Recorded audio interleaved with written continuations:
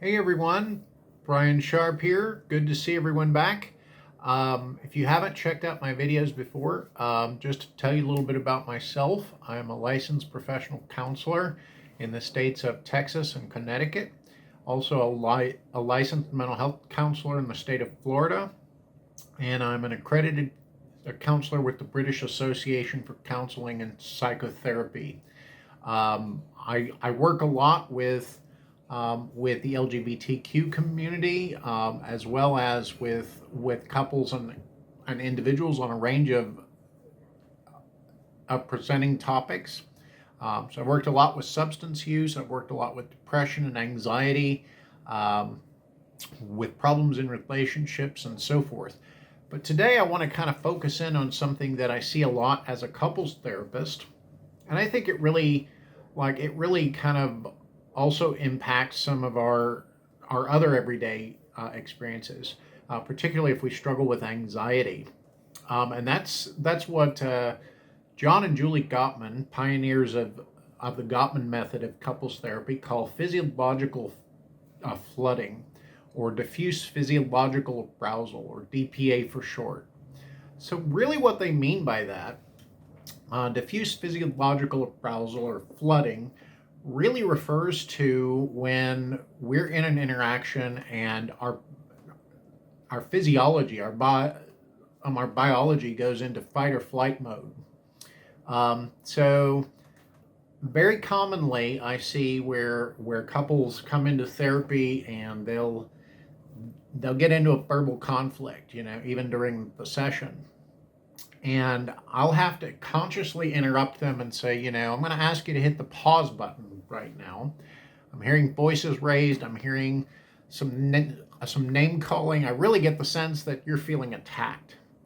And so typically they'll tell me, yeah, I feel like the other person is just out to get me. Like they don't care about my perspective at all. So this is what flooding tends to look like.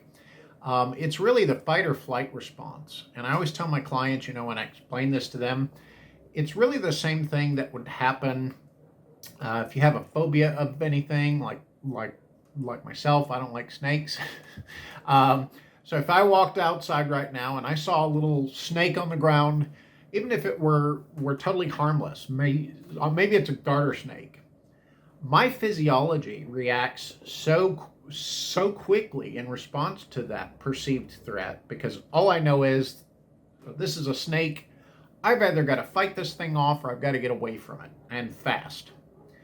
So that's really what happens even in our couples interactions when we perceive that the other person is out to get us or that they're attacking us in some way. We totally forget about the fact that they've consciously made a decision to be in a relationship with us, that they care about us, that maybe we might just have a different perspective on a specific issue.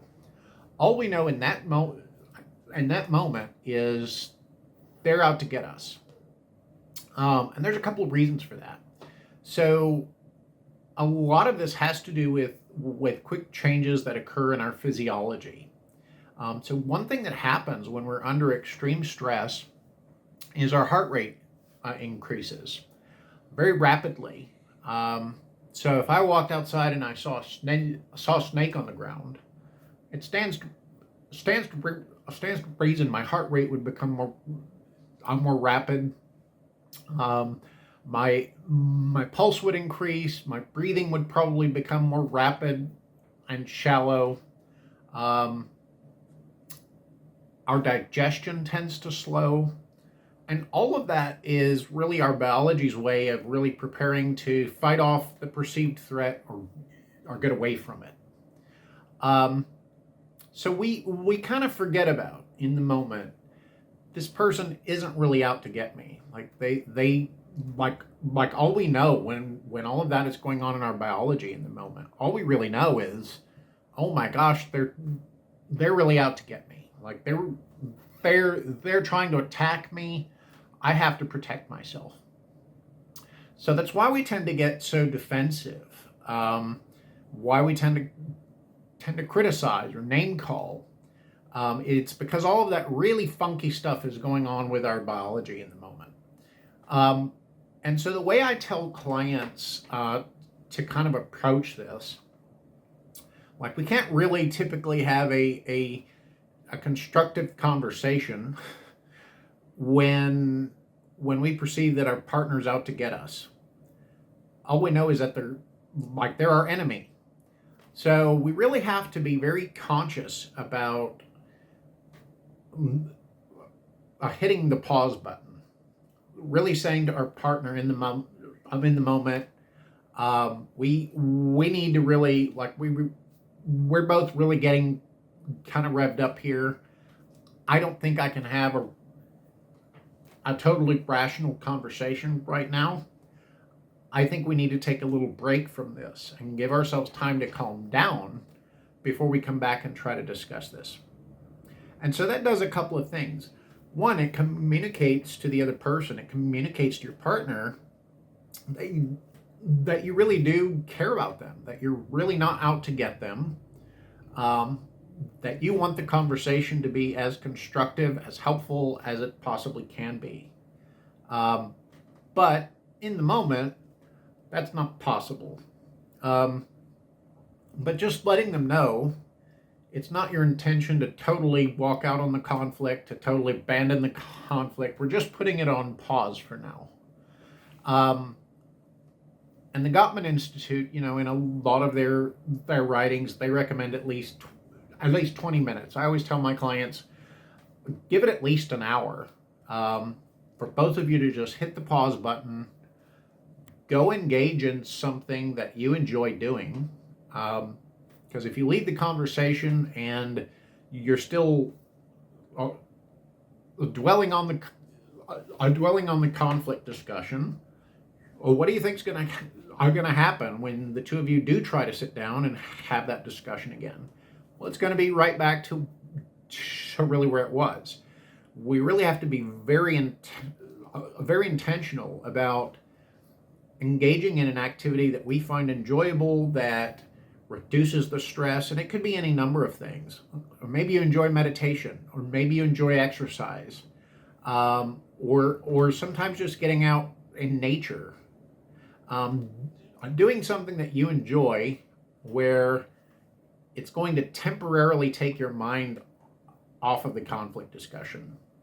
Well, think of it like I always tell clients. I use an example from cooking. I'm like, if you have a pot of something that you're boiling on the stove, and it stays on high heat, and you just keep it there on the burner on the highest heat, what's eventually going to happen?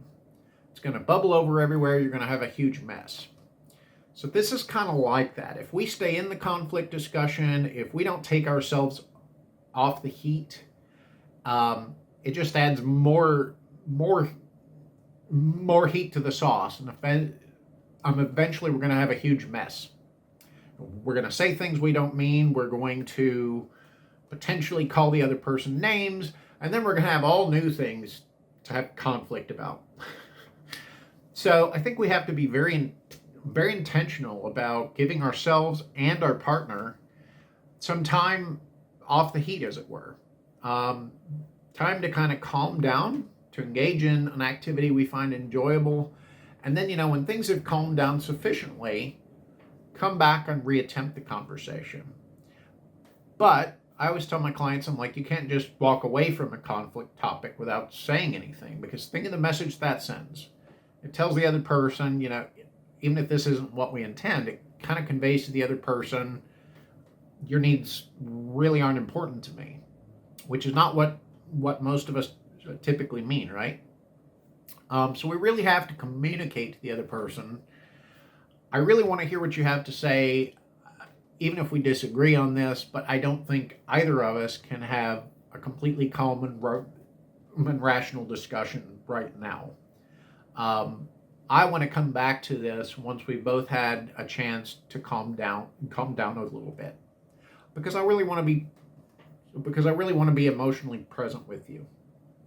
And like I said, use that time to do something that you both enjoy separately. Give yourselves time for your physiology to calm down, then come back and attempt to discuss the conversation. And if one or both of you begins to feel flooded again, you merely repeat the process. So I hope this is helpful. Please, I'd love to know your thoughts in the comments. Be sure to give this video a like and hit that subscribe button. And for more information, you can also check out my blog at briansharpcounseling.com.